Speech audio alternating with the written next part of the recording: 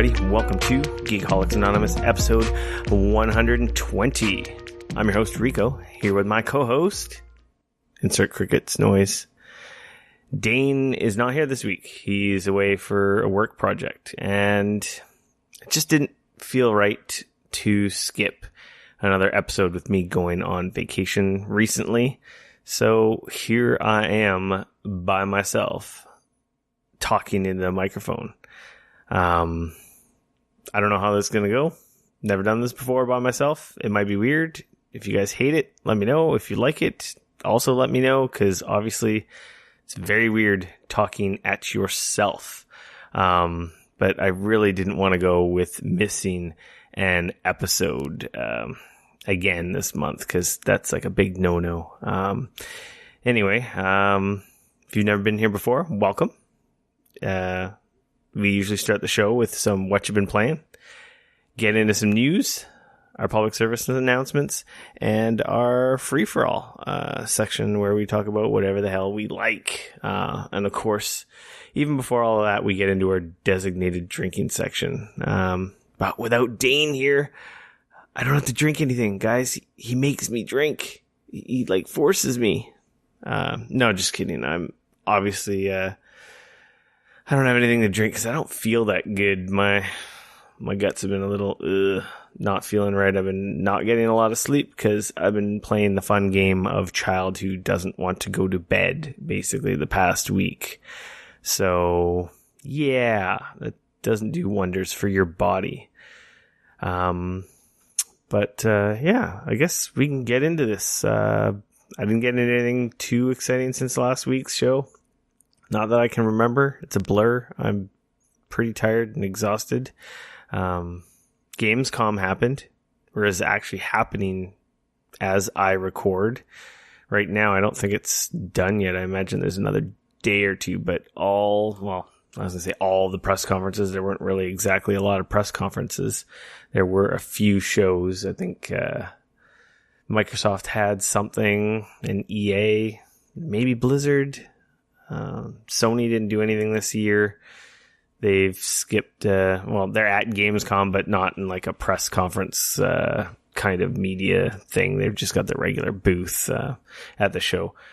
For those of you who don't know what Gamescom is, it is probably the largest video game convention in the world. Bigger than E3. It's rightly so. It's in Europe, in Germany. I think it's in Cologne, Germany, I want to say. It's open to the public. I want to say they have a media day, and then it opens to the public for 3 days, something like that. And I believe a couple 100,000 people. So yeah, it blows the doors off any and all video game conventions. It is supposed to be pure insanity. I have never been. Our empire can't afford to send me to Germany.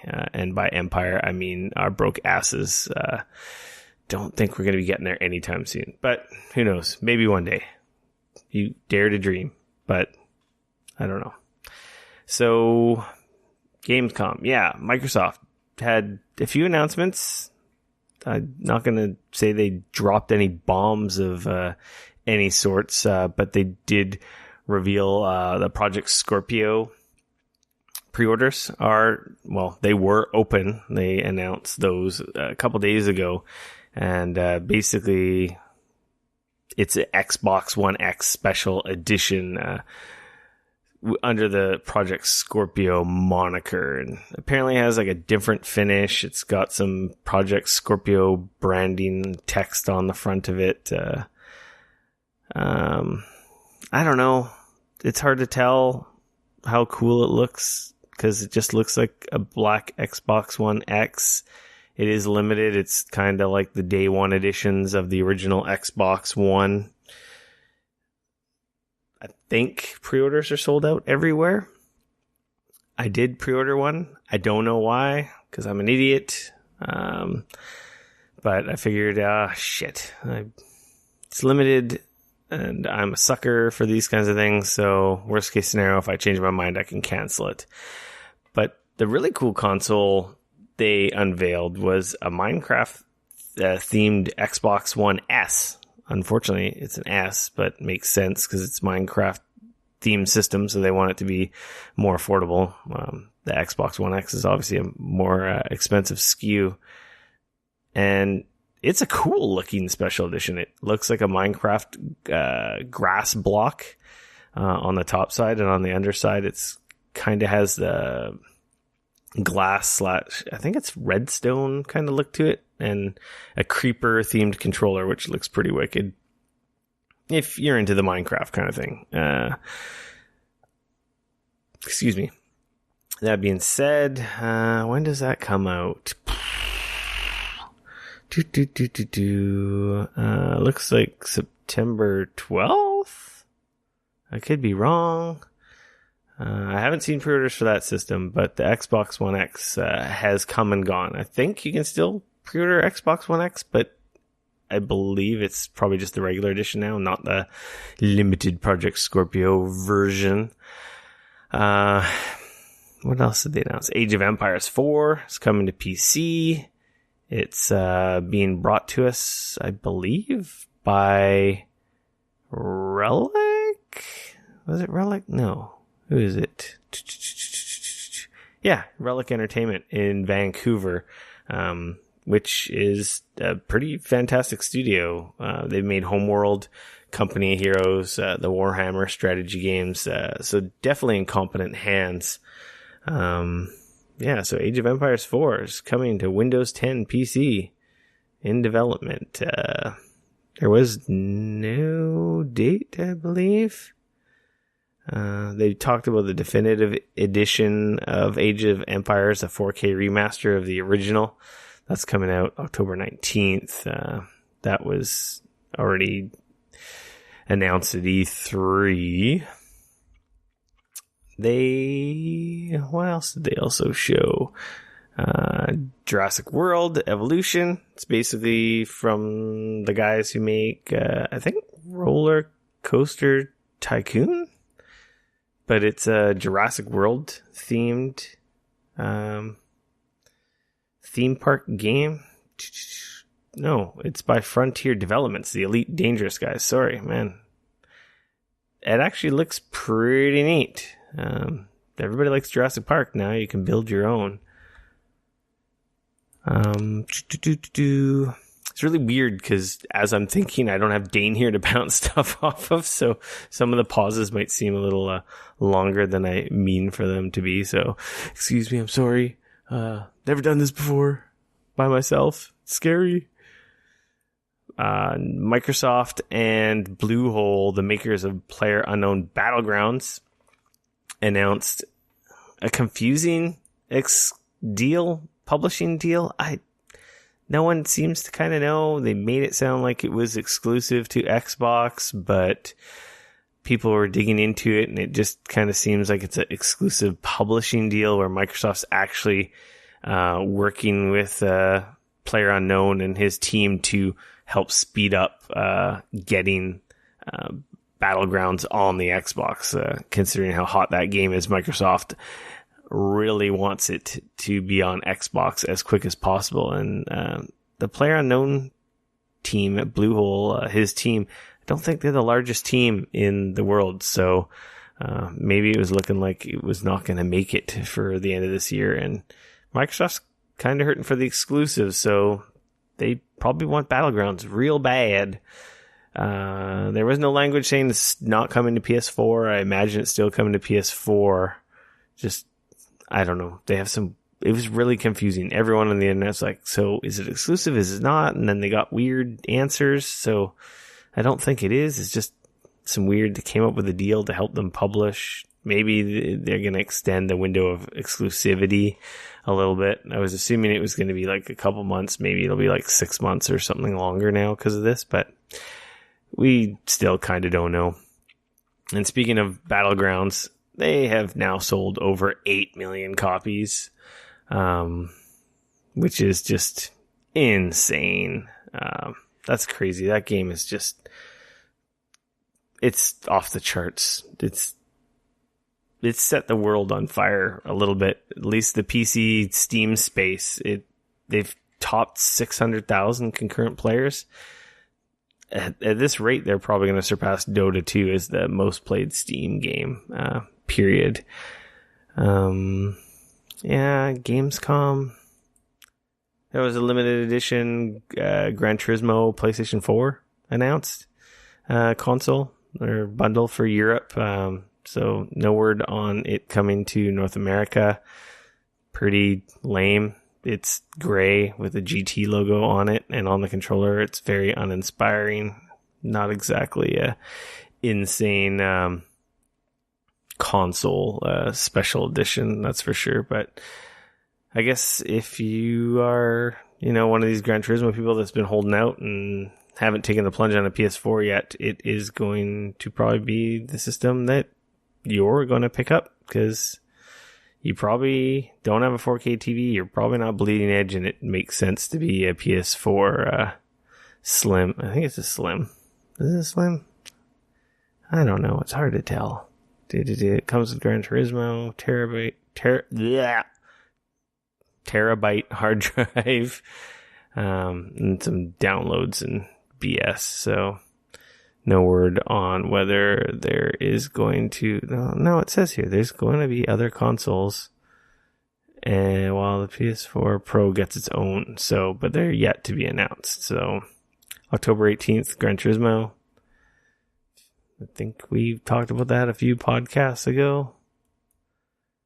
There might have been some other news on the Gamescom front. I think there was a bunch, but that was some of the bigger stuff. Nothing crazy. It's huge, but obviously coming so close to E3, they don't exactly get a lot of the giant crazy announcements. Lots of new gameplay on pretty much anything and everything that was announced at E3. They showed some other new stuff, but we'll talk about that in news. I guess before we get into news, I did play a new game. Obviously, I'm still playing stupid Battlegrounds. Played it the other day, and honestly, probably played so poorly that I was honestly contemplating just uninstalling the game and never playing again. I don't know what happened. We played really well the week before, and honestly, last night, I feel like I went backwards in skill, or that everyone has an aimbot, and I'm just the only person not cheating. It was terrible. I couldn't kill anyone, and had some of the quickest games I've ever had. It was very infuriating. That game's so good at that. It's so good at being amazing, and also being so goddamn annoying. But yeah, enough Battlegrounds. I got Nidhogg II on PC. It was code provided to me from the PR company that's doing the PR for the guys who developed it. Nidhogg II. How do you describe Nidhogg II? I think the first game was a PlayStation Plus title. It was obviously on PC. It is a multiplayer side-scrolling sword fighter. It's weird to describe. Weird and not weird. But basically the premise is you and your opponent are on the left and right of the screen. It's two-dimensional, so, you're going left to right, right to left. And basically the point is to get all the way to the right of the screen if you're the player on the left side, and all the way to the left if you're the player on the right side. Now, you both have swords. You have 3 different heights of attacking. You got like a high, mid, and low. You can do a jump dive kick, which knocks your enemy down, and I believe it knocks the weapon out of their hand. You can parry attacks, and basically it's one-hit kills. You kill your enemy, you get like a short amount of time to advance in the direction, the finish line per se, depending which way you're going. And what'll happen is you move to the next screen, and then your enemy or opponent will respawn. And then you do it again. And it's a tug of war back and forth of a bunch of quick kills and funny deaths. It's hilarious. It's a pretty funny game, especially if you're playing couch co-op. Is probably the best way. Well, it's not couch co-op. Couch versus is definitely the way to play it. It is hilarious. It's pretty fun. It's very responsive. If the only thing I would say I don't like is if you don't have anyone to play. I haven't played it online. I've played against the computer because there's kind of like an arcade mode, which is fine, but it really shines when you're playing with other people, especially locally. I guess if you're playing with a buddy online and you're doing voice chat, it would be the same thing. But against strangers, I don't know how much it would feel much more different than playing the computer. But yeah, as you kill each other, like blood blushes out and all over the stage. And it's not like blood per se, but you choose the color of your character. You can be like blue, purple, pink, yellow, and so forth. And eventually, like, there's such a back and forth and so many deaths, unless you get in a good rhythm. Sometimes you can, like, really just kill the other enemy quickly and progress right to the end of the stage, like a couple quick kills. They miss their defenses and you're off to the races. It's over in no time. Or it takes a really long time with a total push back and forth where the stage will get littered with basically, you know, a bunch of colors from all your guys' deaths splattered all over the map. And there's some fun things you can do. You can throw your sword. Obviously, your opponent can deflect it, which leaves you exposed because you have no weapon. But at that point with no weapon, if you time your jump and dive kick, you can disarm them as well. When you're disarmed, you do like a quick karate combo and then basically knock your opponent to the ground and you stomp their face into the earth, which is pretty satisfying.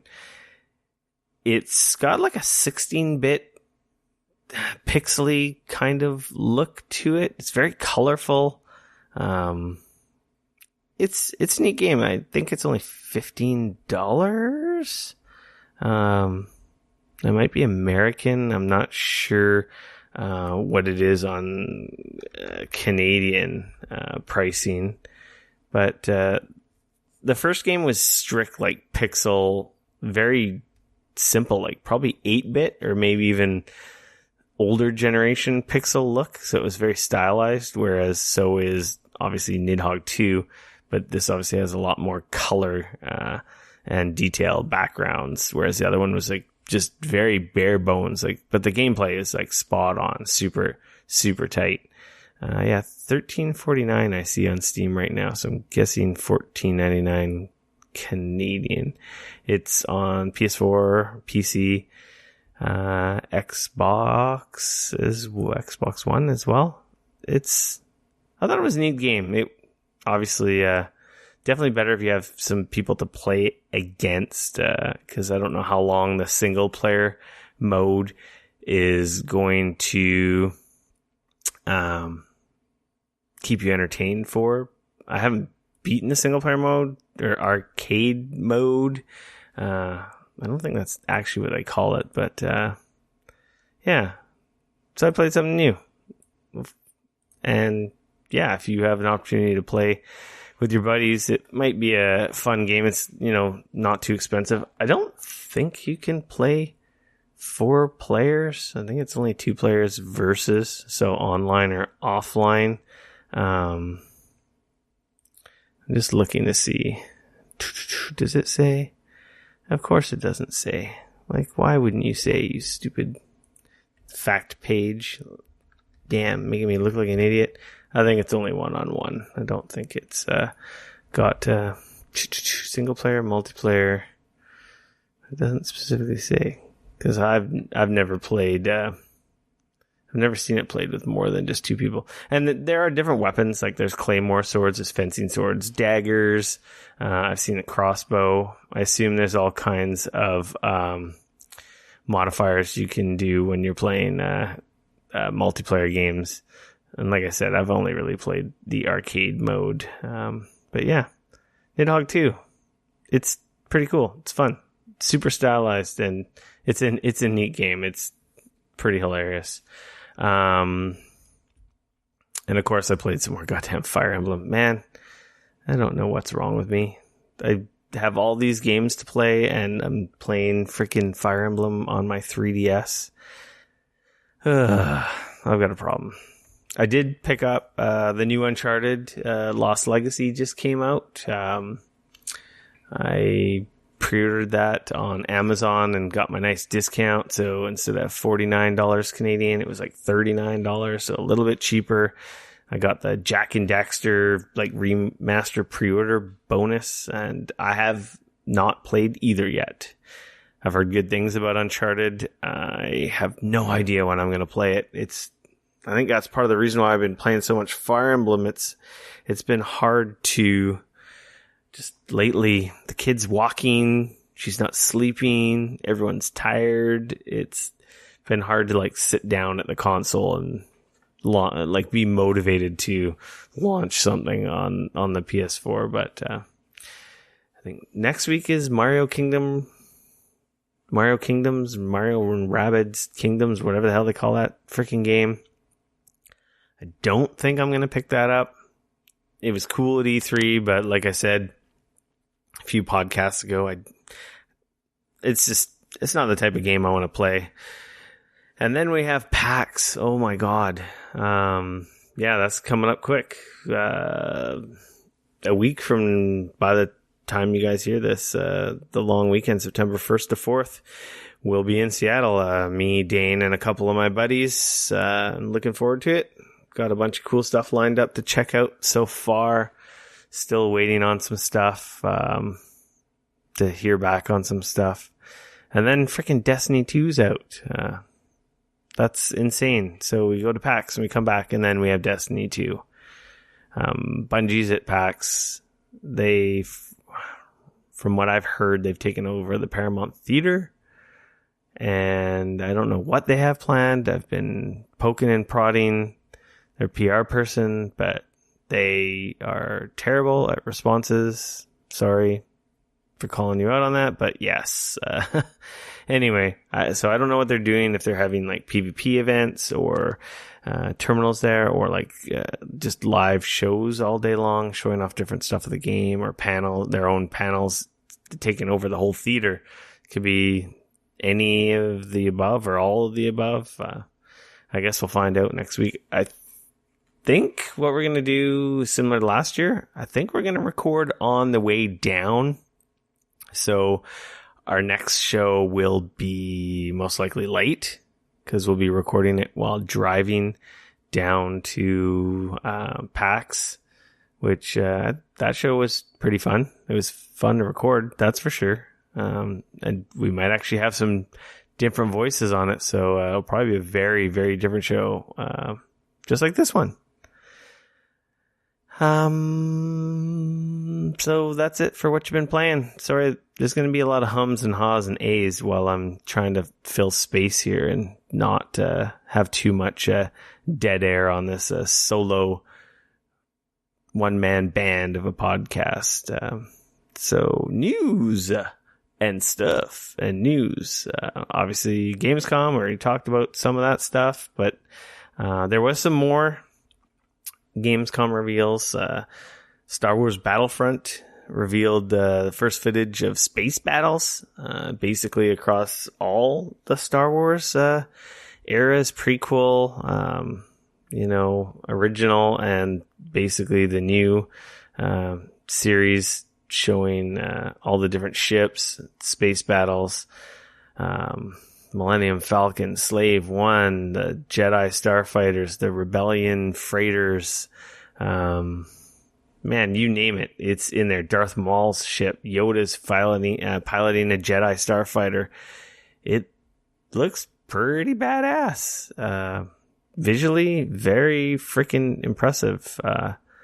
I picked up the old Battlefront only on sale for the VR thing, that was developed by Criterion. And like I said in the past, that's probably one of the best VR games, period. Like I said, make a goddamn game of this. You got a system seller for VR. And apparently the space battles are being developed by the same people, by Criterion. So that's pretty freaking exciting.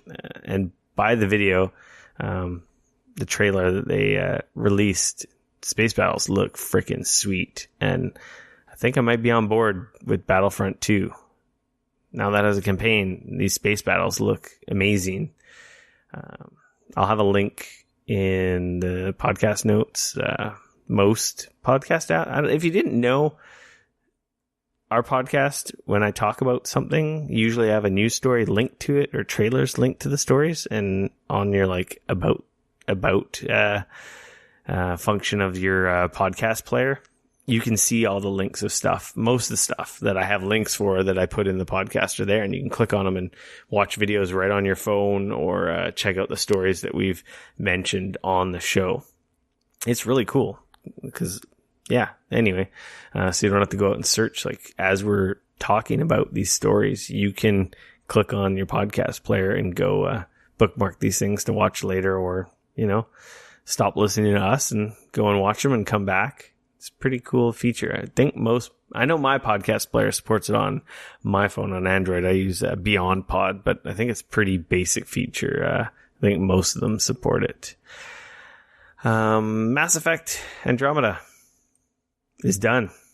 No more updates, no more patches, no DLC. Not that they had any DLC, but people were wondering about a single player DLC. There was mention of it early on, and nope, not gonna happen. I guess after all the drama, the game not being as well received, and the problems in development and so forth, they've just basically patched up the game, getting it to a point that they're happy with it, and basically moving along. So there's no campaign DLC like the other Mass Effects. It's unfortunate. It's crazy to think such a giant, enormous franchise just stumbling and basically falling flat on its face.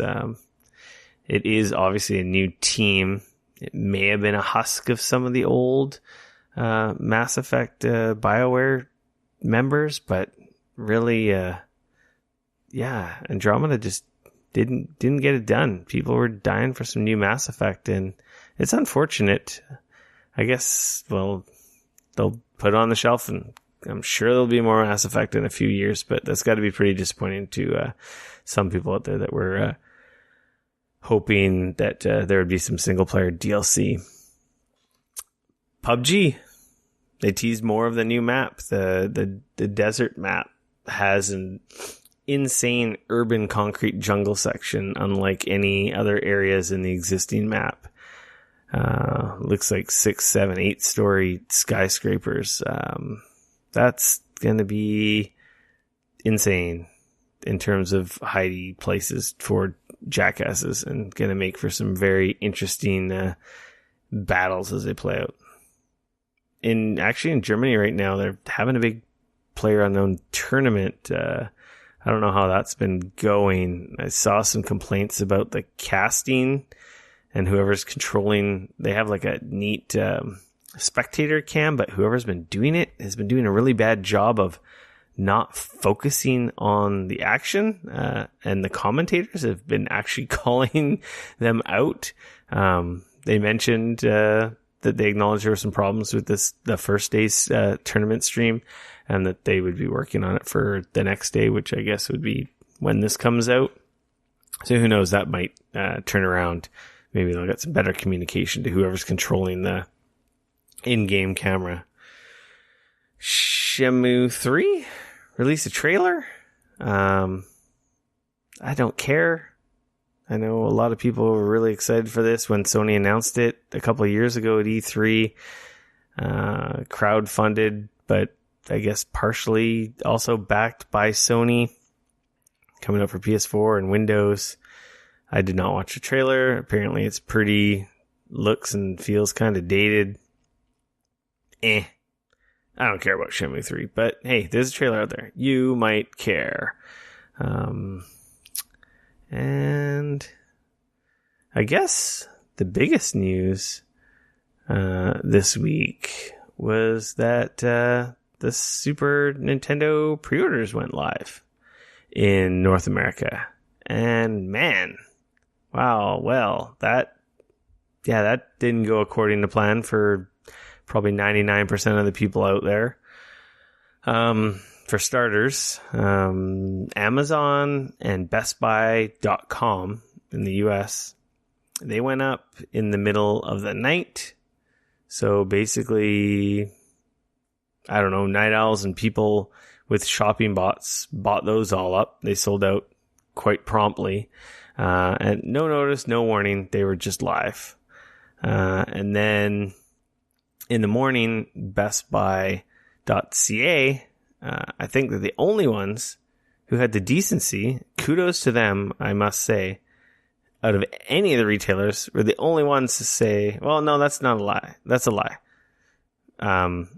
They did the best job.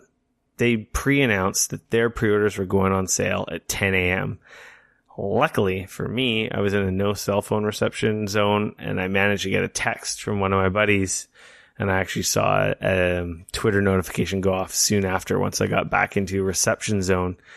And I kind of just squeaked in under the wire and got back into a good signal zone before the pre-orders went live at 10 a.m.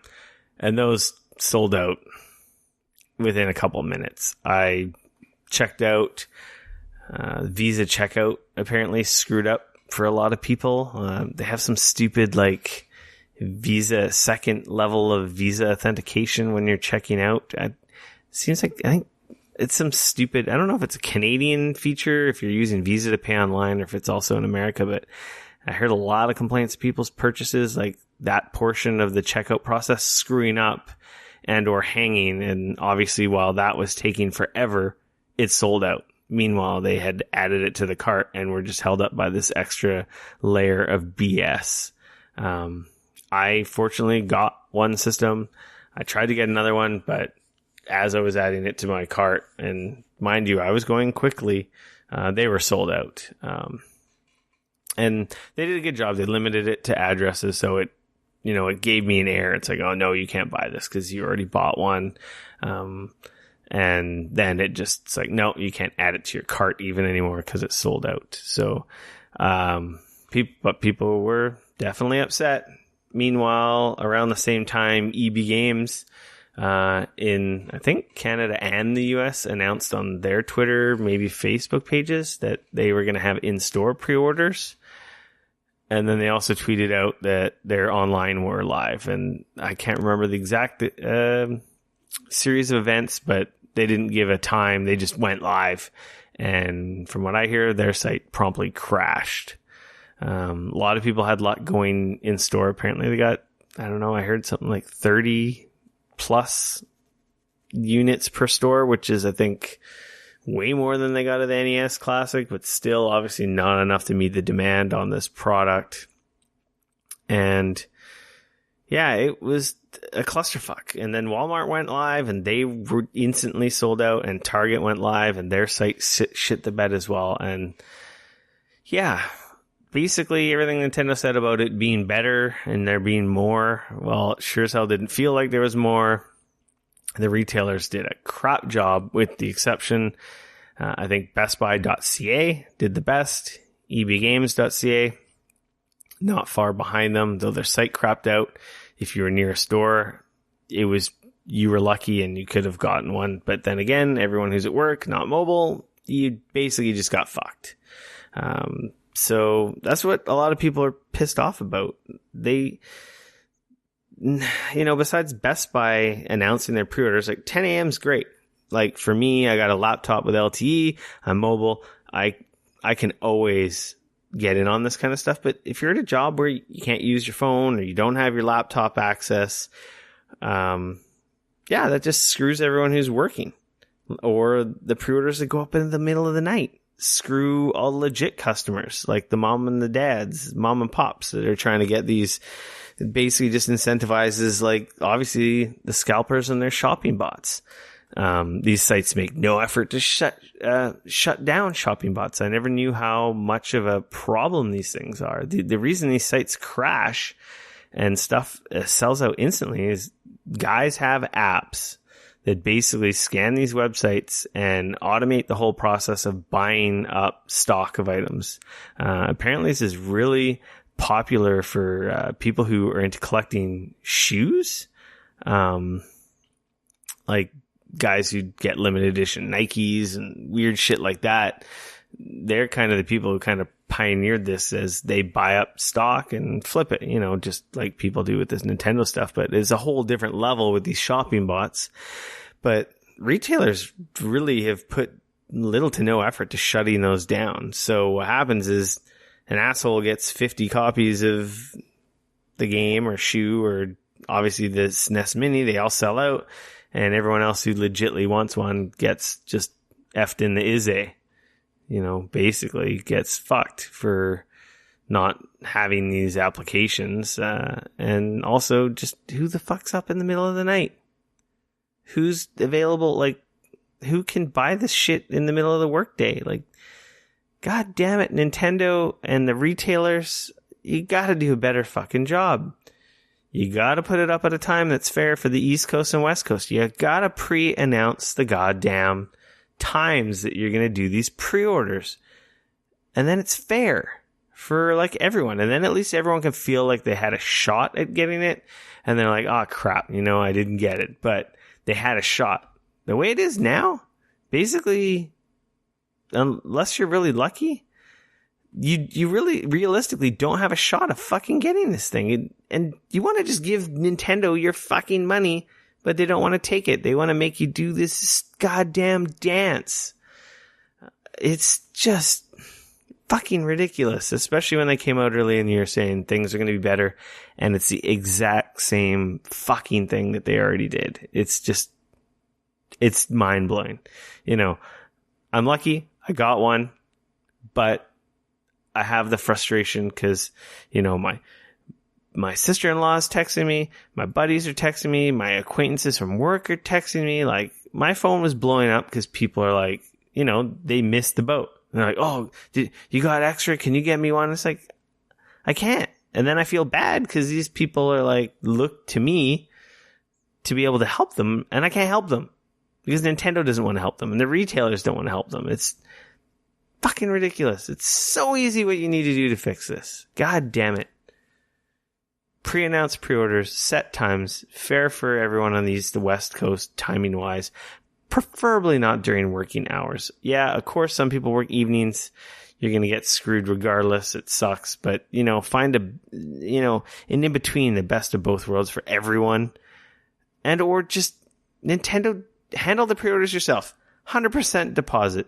Non-refundable. Let people pre-order as many as they frickin' want. Then you know how many you need to make. You don't make a single more. You have it open for 2-3 weeks a month. You get your 10 million orders or 5 million or whatever you get. And boom, they're prepaid. There's no risk. It's non-refundable. So a scalper can buy 1,000 of them if he frickin' wants. Who gives a shit? He's on the hook for it. Because it's so easy that everyone can get it. Where's he gonna scalp that to when everyone else can easily get in and pre-order their system easily? I don't know. It's just stupid. And then your demand, what to make. There's no extra on the shelves, and boom. God damn it, Nintendo. Fuck. You idiots. So yeah, enough of that rant. So pretty much that was possibly the biggest story this week. Gamescom came and went. It was pretty cool, but the Nintendo Super Nintendo Classic mini pre-orders seem to be pretty high on everyone's mind right now, as everyone's pretty upset. I can't really think of much other news. Rocket League on Switch is getting an exclusive Mario, Luigi, and Samus cars, which is kind of cool. Speaking of pre-orders and stupid Nintendo still, the Metroid 2-pack amiibo 2-pack for the Metroid Samus Returns comes out in September, went live at a couple sites. Again, Best Buy coming through, announcing a time when they were going to go live. I didn't see that from anyone else. They all went up random times, and they're all sold out. I don't know what the demand is like on Amiibos anymore, but looks like that boat sailed on that one as well. If you frickin' missed that, because thanks Nintendo for pissing on all your fans once again. And yeah, can't really think of anything else that is. Oh wait, nope, never mind. I got one more thing. Final Fantasy 15 is coming to PC next year. Woo! I don't think anyone was too surprised about that. Yeah. So that's it for news. Public service announcements. We're going to PAX next week. We're probably going to be late. We're also going to be recording the show, and we will most likely have some guests because there are going to be other people in the car, and they're going to be part of the show. But it's cool. There's some of my good buddies, and they're longtime hardcore gamers, so they'll probably have some insightful stuff to say, and some stuff they're going to probably be excited for PAX. And I got no free-for-all. I'm still watching Game of Thrones. I haven't seen any movies in a long time. Man, I really want to go watch Dunkirk, but I think that ship sailed. This summer's been crazy with our vacation and insane child, birthday parties. It's just flown by. It's like freaking August. We're going to be September next week. This is insanity. I think that's it for solo one-man band show. It's short, sweet. Hopefully you liked it. I felt like I should have done something so that we didn't go another week with no show. So hopefully you liked it. Let me know. I don't know. Probably sound like a fucking idiot talking to the microphone by myself, but whatever. You can follow me on Twitter at RickF, no K, RICF. Make sure to like, subscribe, whatever the hell else you do on the goddamn internet to all our sites, Twitter, Facebook, YouTube.